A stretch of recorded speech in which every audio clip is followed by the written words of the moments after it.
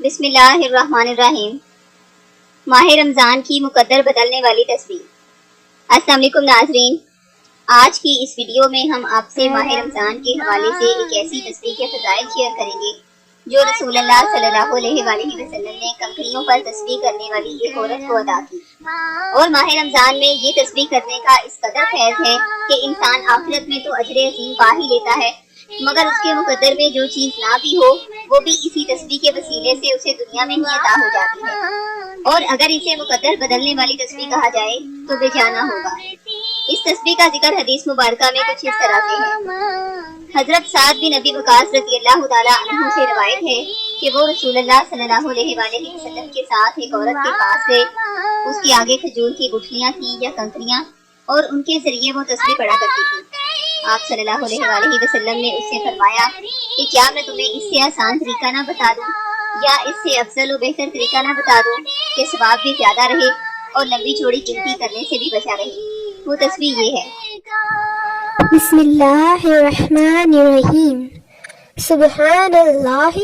عدد ما خلق فی السماء و سبحان اللہ عدد ما خلق فی الارض و سبحان اللہ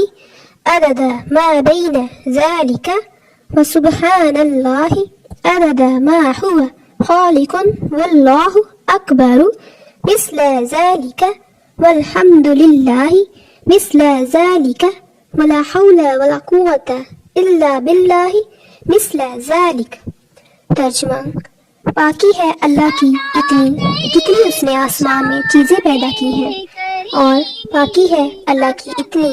جتنی اس نے زمین میں چیزیں پیدا کی ہیں، اور باقی ہے اس کی اتنی